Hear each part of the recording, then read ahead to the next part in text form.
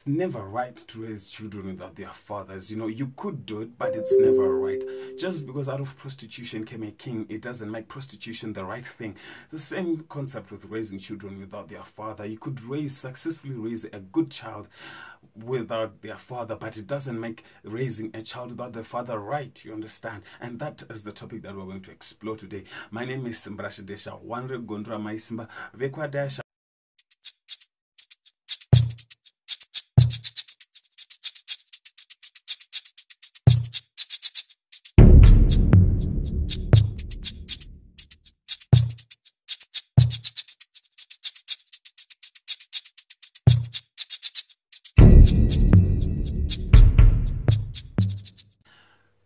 Right, so why does society think it's okay to raise children without their fathers?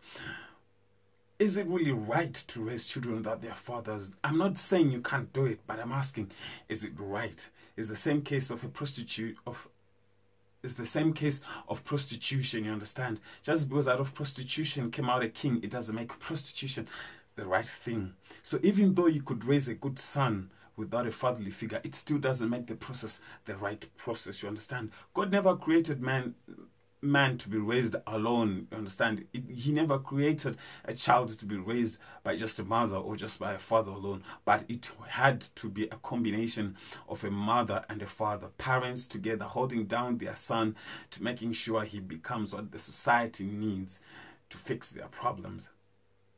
But let's take a look for a while why we have people thinking that it's okay to raise children without their fathers. Most of the time we blame men. We don't have the right prototype of a man to inspire the good type of a man. So already, if you don't have a good prototype, you can't expect the product to actually be good. So the kind of men that are around your son, they are most probably going to be the kind of man that your son is going to be. Sad news, but it might actually be true. Now let's listen to this one. You see, you could successfully raise your children in the sense of academics, financial, and maybe the spiritual aspect of life. But I tell you, the social implications of raising a child without their father could easily outweigh every other achievement you have achieved over the past years trying to raise your son, because they simply didn't have a fatherly figure. Now, where am I getting at?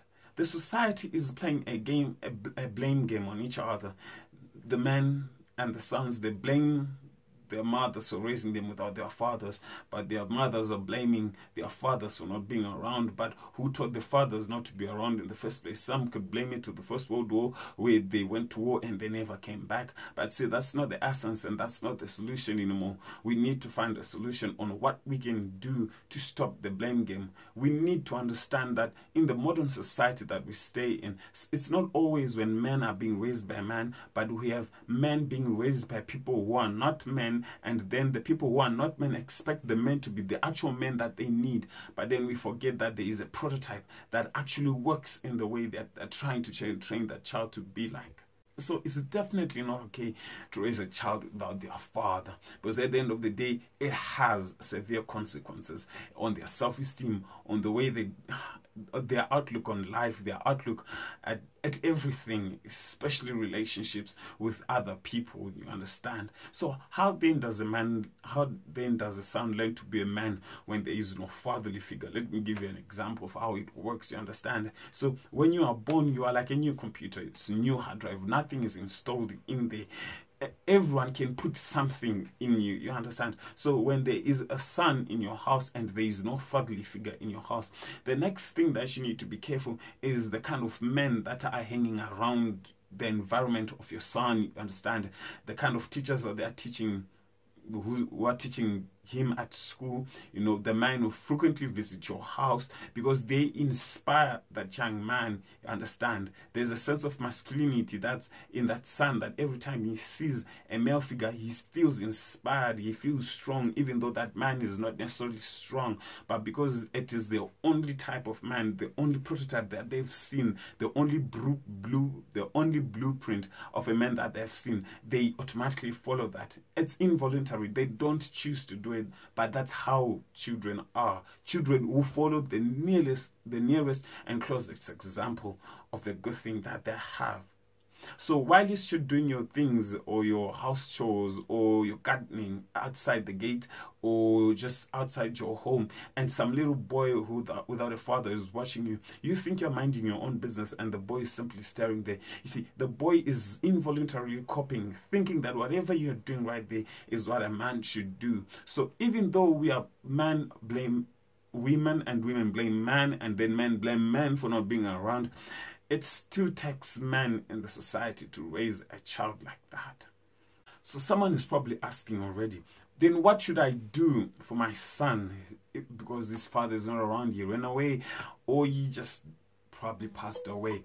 What should I do to raise my son as a good man? These are my suggestions. This is just not a complete list, but these are the few things that I think they could help you make your son a better man when the time comes for him to be actually a better man. The first thing that you need to consider is the kind of environment that your child hangs around most of the time. Now, because most of the time children spend it at school, right? About 1/3 of their day they are with their teachers. It means whatever the teachers are like, especially in the early ages, if they are man, you need to be particularly careful about the kind of person that the teacher is, that needs you to actually interact with the teacher. So you don't just send your son to school. You need to see who is teaching them and what are they teaching in them. You need to understand the beliefs of the teacher who's teaching your son, because those same beliefs can easily be imparted on your son because he spends 1/3 of the day with your son. Secondly, you need to be very much aware of the male figures that visit your home and what they do when they visit your home.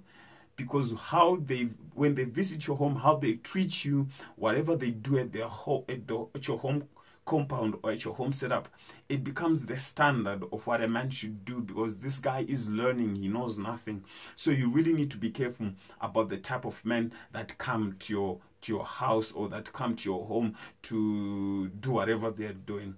And so you need to be very careful about that type of. Now, assuming that you live somewhere and they are really not that, you don't have a problem with the teacher, you don't have the problem with those who surround you, the kind of men who surround you, the next thing that I would suggest is that you need to at least be Christian liking stuff. You understand? I'm not imposing Christianity on you, but I'm saying, because I'm a Christian, Christianity has got an impact on everyone in the sense that it restrains people in certain ways, because every religion has laws, but Christian laws, because they are the ones that I'm familiar with, they confine people to a certain limit and it guides people to a certain standard, setting them for a certain example. So it's good that you hang around Christian and church areas, because the more they understand the Christian part of life, your high hopes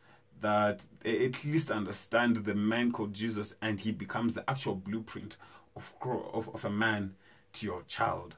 Now, the next thing you need to make sure is that when they go to church, you see, not every man you see at church is a good man. Even though people are at church, some people are like churches, it's like a hospital, a spiritual hospital. People, they are wounded. Some are sick. Some are looking for salvation. Some are looking for divine intervention. So you still need to be careful about who your child is running to with their problems. Now, I am a child evangelism teacher at my church. Now, what I've noticed is that when children like someone, they copy something from that person. So this also affects people who have fathers, but the fathers who are not well acquainted to the behavior of children, they always have trouble. So every time you have a son and a father and they hang around together, the father becomes the role model of that son most of the times. But when the son fails to relate to the father, then becomes a problem. Every time you see your child not dressing the way you do, not talking the way you do, not liking similar things of a new era that you'd like if you're in that era, there is a kind of misconnection that's happening right there. So you already need to be very attentive to those things, because what ends up happening is that when your son fails to relate to the actual father, he finds someone else to relate to. So most of the time, it's the teachers. Most of the time, it's your friends. Most of the time, it's people who visit your home side. So the people who then become the role model for your son is not exactly the father. It might actually be the father's friend or the elder from the church or someone from the office that you work with, simply because they have been able to relate to them. So whenever you are making these steps on raising a child without a father, you need to make sure that the son that you have is able to relate well to the men that are around, because it doesn't make sense for you to just put your son in the middle of men. It just doesn't work. But he has to be able to relate, to like them, you understand? So when you find him not liking them, it simply means he's failing to recipient. He doesn't think it's the best model of a man he has met yet. Even though you could change it, but it's just his thoughts. We think it's right to raise children without their fathers, but I assure you it is not right and it is wrong. Whenever it's possible, make sure that the children have a chance to interact with their father. Not many have sufficient grace to not be as bitter, but be sure that you give them a chance to interact with their fathers if they still can. If it's still within your reach, do it, and do it nicely, because many grow up bitter, and they are so bitter to their parents, saying, "Mom, you removed me from this, you did this," but it's actually not the case. The mother had a very good reason to move away, but because you didn't explain to your child, make sure you also need to explain in time what happened to the actual father. Because when you don't explain to your son what happens to their father, someone else is going to ask them before you've explained, and they don't have an answer, and that becomes an issue. You understand?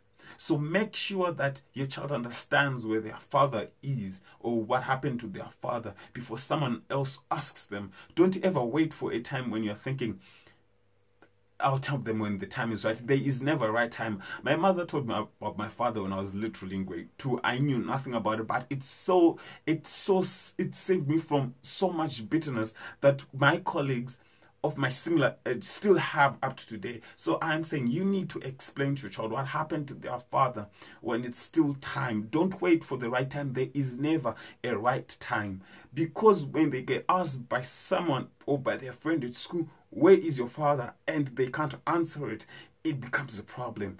They start holding it inside. "Where is my father? Didn't I deserve a father's love?" But which is not the case. Something actually happened, but you need to explain it to the child in a very reasonable way. If the father passed away, you need to explain. If their father left, you still need to explain. But be honest. Be honest. Be open and explain it to them. The child deserves to know, and every child deserves to be raised with a father. So my name is Dasha, guys. This is just a rundown of the things that I've seen that's happening in our society. So in the event that we do more videos, it's still okay. But if you have anything else, be sure to like, subscribe, and comment. And yep, let's get going.